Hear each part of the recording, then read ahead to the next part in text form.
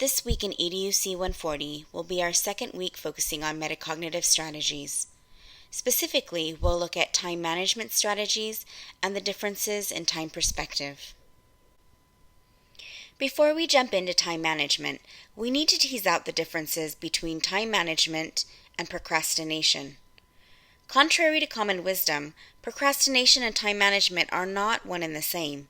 Understanding that there is a difference between time management and procrastination, and being able to recognize which we are having an issue with, is helpful in managing our use of time. Time management is an issue of skill, understanding how to prioritize and organize time and tasks to achieve goals. Students who are lacking time management skills are lacking knowledge in how to prioritize or manage tasks.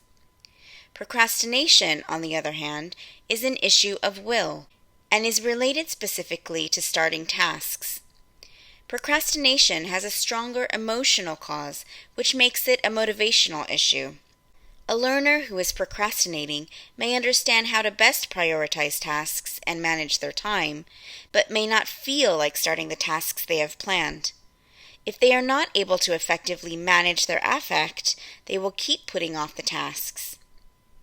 Procrastination will be discussed further in another lecture, but for this unit, it is important to know that the key difference between time management and procrastination is that time management is an issue of skill, while procrastination is an issue of will.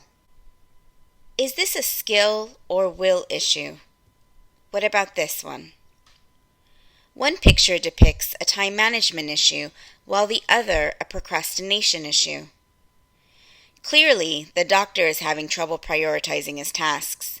The man who needs help with his leg is significantly more urgent than the woman with the splinter. The E-card shows a woman with a procrastination issue. She has outlined tasks to do for the day, but clearly does not feel like doing them. This is a motivational issue, which makes it a procrastination problem. For the rest of this unit, we're going to be focusing specifically on time and time management. But keep in mind that there is a difference between time management and procrastination. So let's jump into a conversation about time. Why does time matter?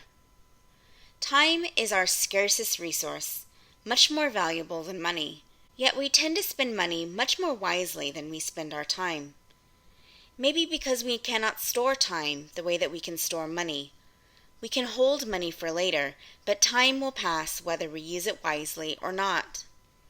Nothing that any of us do in this life will allow us to accrue a moment's more time, and nothing will allow us to regain time misspent. But we often waste our time on something that we wouldn't waste our money on. Time is valuable. The more time it takes to create or make something, the higher the value. For example, handmade goods are more expensive than machine-made goods. Meticulously prepared food is valued over fast food. A $500 lawyer is seen as being better than a $200 lawyer. There is also an issue of discretionary time. This is a fairly new problem. Thousands of years ago, or even hundreds of years ago, free time was not an issue for humans. Humans spent their days from sunup to sundown, working, outrunning a saber-toothed tiger, or traveling on foot.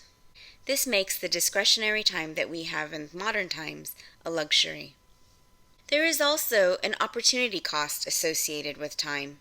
Whatever we choose to do costs us the opportunity to do something else.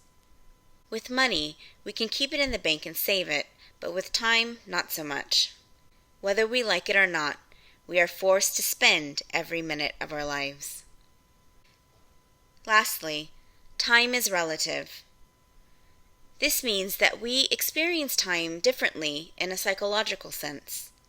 Think about an hour that you spend with your family or friends, as opposed to an hour you spend in a lecture for a class that you're not interested in. The hour with our friends and family may seem to be over in the blink of an eye, as opposed to the lecture where every second feels like an hour. The perception of time is a cognitive process and is therefore subject to cognitive illusions. In general, the more cognitive processing you do within a given period, the more time you judge to have passed. When thinking about time, it's important to ask yourself these questions. What do you want out of life? How can you make your time matter? What is the right use of your time?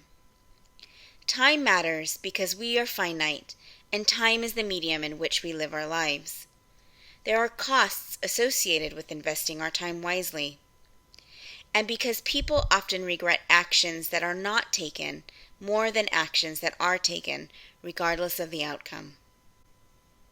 When thinking about the psychology of time, it's important to understand that we have attitudes or perspectives of time that are learned, largely unconscious, and subjective. Our attitudes and perspectives of time are largely in our implicit memory system, meaning we don't experience them on a conscious level. We use these time perspectives to encode, store, and recall our experiences. We learn through association, and while we are encoding and storing new information, our perspectives of time are also encoded with the information we're learning. We use our time perspectives to sense, feel, and be, to shape our expectations, goals, and contingencies, and to imagine scenarios. These could be future scenarios, such as when we are imagining our future possible selves. In looking at the next few slides, we'll see that our time perspectives about the past largely affect our present and our future. So it's important to understand that although our time perspectives are largely unconscious, they can be brought into our conscious mind and thus can be changed for the better. According to Philip Zimbardo, there are 5 time perspectives. They are past positive, past negative, present fatalist, present hedonistic, and future. In this lecture, we're going to focus on past positive and past negative. So why focus on the past? Why is the past important? Our past is the best predictor of our future. It can give us a sense of security. Our past can push us into action, into selecting goals and making plans. It can be the secure base from which to envision a future where we can make healthier, safer, and more meaningful decisions. Ultimately, the way that we think about our past is related to our ability to change our future.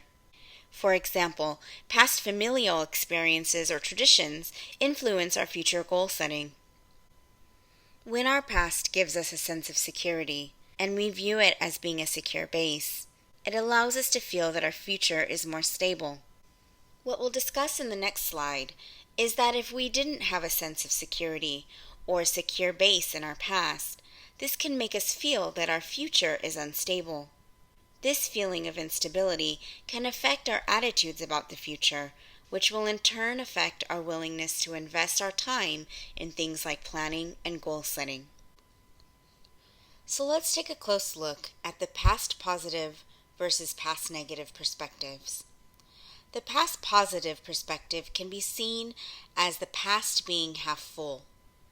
These positive attitudes toward the past may reflect positive events or a positive attitude that allows people to make the best of difficult situations, such as thinking, that which doesn't kill me makes me stronger.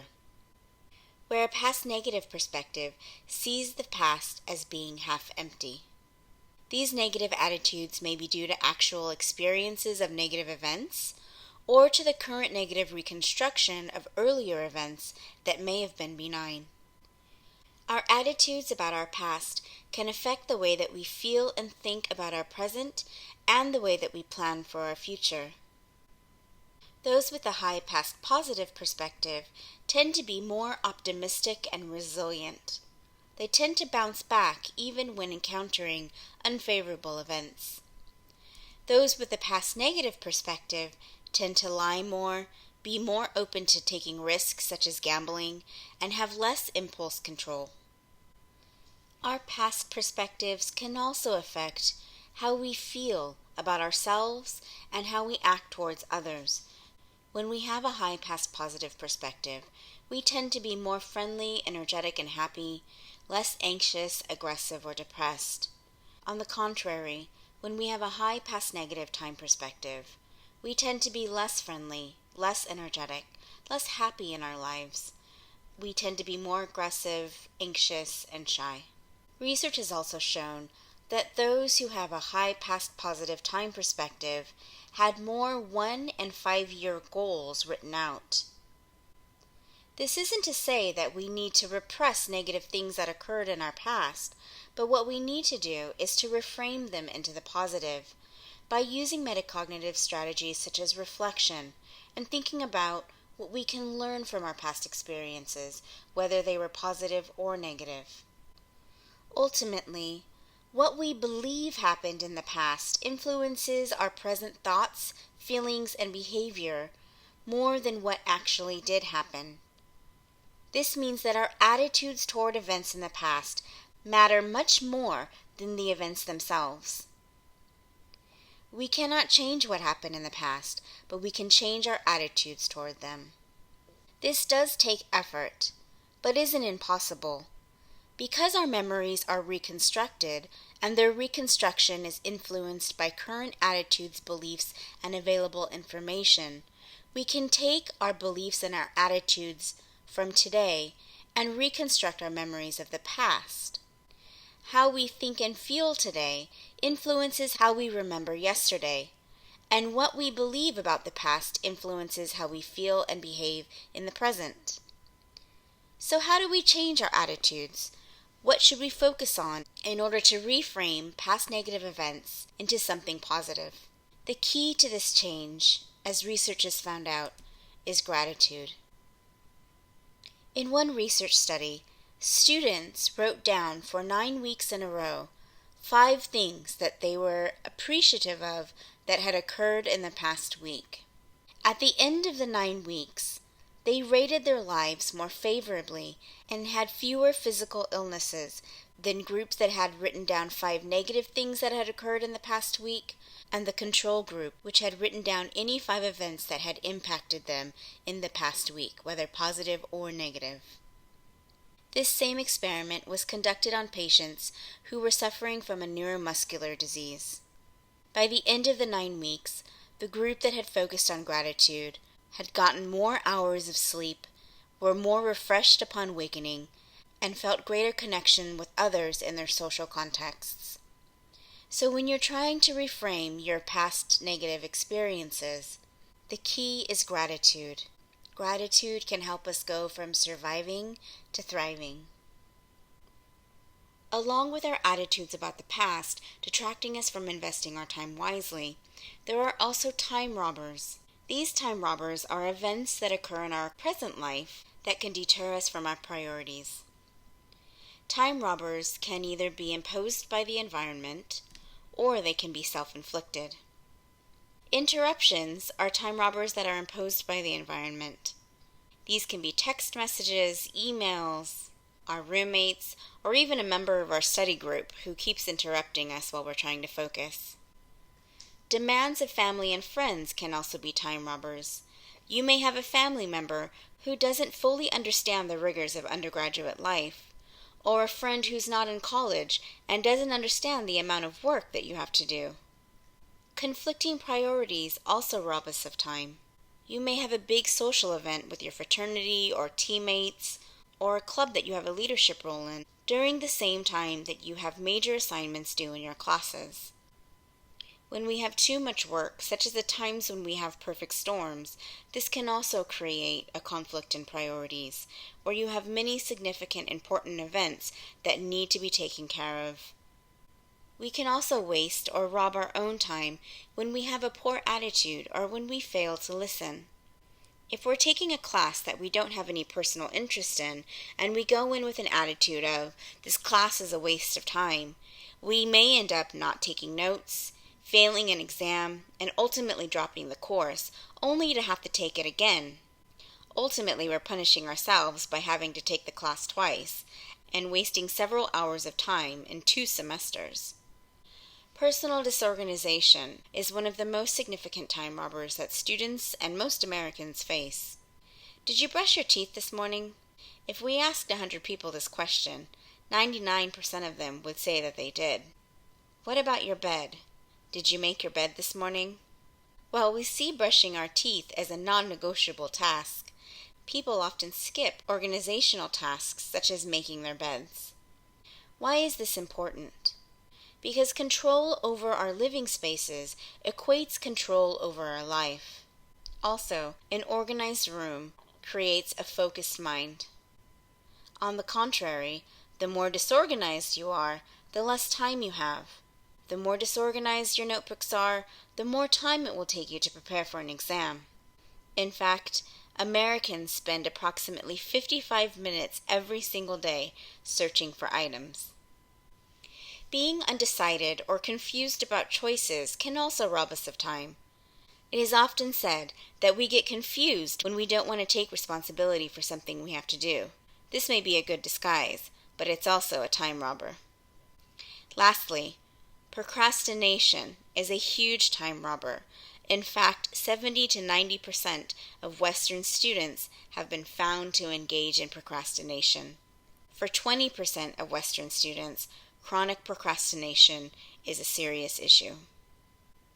So now that we know that our attitudes can affect the way that we use our time, and that there are time robbers in our environment or that we can inflict on ourselves, what do we do about these issues? Let's take a look at the next slide to see some effective strategies.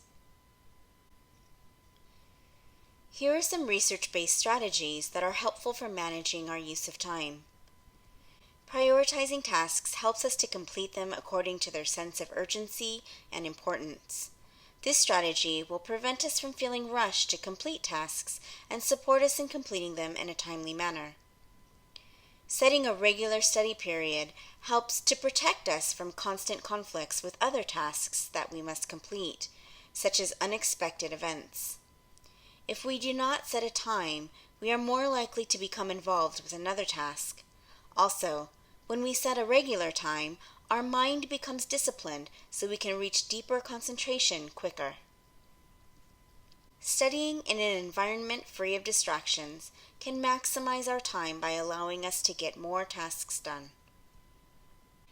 Scheduling tasks in 30 to 60-minute blocks helps with concentration. Taking short breaks keeps us energized and motivated when working on the task and allows us to engage in deep concentration when focused on the task. Alternating subjects in longer time blocks helps to better control our motivation and concentration. We can also prioritize by doing the tasks we dislike first. If we do the tasks that we prefer first, it's kind of like having our dessert before we have our vegetables. We may get full before getting around to eating our veggies. When doing what we like least first, we get it over with, which prevents us from procrastinating and completing the task. Moreover, it gives us something to look forward to. The preferred tasks become rewarding. Also, doing the assignments that are hardest first is helpful, as we'll have a clearer mind and will be better able to concentrate. By working ahead in our assignments when we have a chance, we are better equipped to deal with unexpected events or major events that might require changes in our schedule. Over the next few slides, we're going to focus primarily on prioritizing tasks. When prioritizing tasks, how do we decide what to do first? Herein lies one of the biggest lessons in time management. How we spend our time can be classified into 4 quadrants based on whether the tasks we're doing are urgent or not urgent, important or not important. This is a direct reflection on how much planning we do in our life and what role time robbers can play in our life. Let's take a look at how it plays out. Quadrant 1 tasks are both important and urgent. These are tasks with immediate deadlines, such as a project that is immediately due or an exam that we have tomorrow. Quadrant 2 tasks are important, but they are not immediately urgent. This can be something that still has a deadline, but the deadline is not immediately approaching. Quadrant 2 tasks can be an essay that's due in a week, taking the time to exercise, or to write out our goals. Quadrant 3 tasks are urgent but are not important. This may include other people's small problems or things that we're pressured to do from our peers. When thinking about Quadrant 3 tasks, ask yourself, do you have a friend who always has something extremely urgent they need to talk to you about? Allowing this friend to consistently rob your time would be a Quadrant 3 task. Quadrant 4 tasks are neither urgent nor important. Examples of Quadrant 4 tasks are watching Netflix, surfing the internet, looking at Facebook, watching TV, or taking extended naps during the day. In the next slide, we're going to see what happens when we tend to live in one of these quadrants. If we were to further examine people who tend to live in these 4 quadrants, we could say that Quadrant 1 people are the procrastinators. When people are mainly focusing on tasks that are Quadrant 1, both important and urgent, they tend to be living in the red, always rushing from one deadline to the next, leaving them stressed out and burned out. Where Quadrant 2 people are the prioritizers, people who are able to focus on important but not urgent tasks are those who have vision and who are able to foresee the tasks that are coming up in the future and to both plan for them and motivate themselves to begin accomplishing these tasks ahead of time. This leaves prioritizers with a sense of balance and control. By planning ahead, they've given themselves enough wiggle room that if an unforeseen event happened to occur, they can take time away from their assignments without compromising any of their deadlines. Those living in Quadrant 3 tend to be the people pleasers. This can also be called the yes person. This person tends to be pulled into the direction in focusing on tasks that are seen as being urgent by others and not necessarily important to themselves. This can leave people feeling resentful and used, especially when the support they've given isn't reciprocated. And lastly, people engaging in Quadrant 4 tasks can be seen as the slacker. This is the person that is avoiding responsibilities in general by doing preferred tasks only, tasks that are neither urgent nor important. It's also important to note that a lot of times when we are living in Quadrant 1, when we're only tackling things that are urgent and important, and we're jumping from one deadline to another, that the feeling that we have of being stressed out and burned out can leave us from swinging from one extreme, which is Quadrant 1, to the other extreme, being Quadrant 4, where we only engage in preferred tasks, the non-urgent, non-important tasks. We may remain here for hours upon days until another deadline approaches, causing us to panic and to jump back into Quadrant 1. If we were to go another step further and give these quadrants another name, we could call Quadrant 1 people the firefighters. These firefighters tend to feel out of control as they are propelled to put out one fire after the other. On the other hand, those living in Quadrant 2 can be seen as the fire preventers. They have the foresight and the vision to be able to foresee where a fire may start, to foresee that perfect storm, and to plan ahead and be able to motivate themselves to prevent the fire before it starts. Quadrant 3 people can be seen as the rescuers, those who are investing their time in others instead of themselves. And lastly, Quadrant 4 people are just fired. When we're living in Quadrant 4, it's not unlikely that we'll turn in incomplete tasks or miss deadlines entirely. Continuing to focus on Quadrant 2, let's quickly go over the benefits of planning. Why is planning beneficial? Planning helps us put first things first. It helps us to anticipate challenges and opportunities. When we look ahead and see what commitments we have, it helps us to see where we have opportunities to do the things we need to do. It also helps us to anticipate challenges, like 2 midterms happening on the same day. When we plan ahead, we'll be able to balance our studying prior to the midterms. Planning gives us freedom and control. Contrary to many students' fears, time management is liberating, not restrictive. A certain control over part of your day allows you to be flexible with the rest of your day. It's also a great idea to plan your free time. By doing this, you will reverse how you think about free time. Not only will you work more, but by planning your free time, you're giving yourself permission to relax, which allows you to enjoy your time with friends or family without having that voice in the back of your head telling you all of the work that you have to get done. Planning also gives us a sense of accomplishment and allows us to avoid the feeling of guilt. Time management is very similar to setting goals in that way. It's no surprise that the most satisfied and happy people are those that set goals and plan their lives. Finally, as you are learning this week, reflect on these questions. What is your past time perspective? How does it affect your perspective of the present and future? How can you focus on gratitude on a daily basis? Which quadrant do you primarily live in? Lastly, what time management strategies could you implement to put you in control of your time? Don't forget to take Quiz 10 via Blackboard.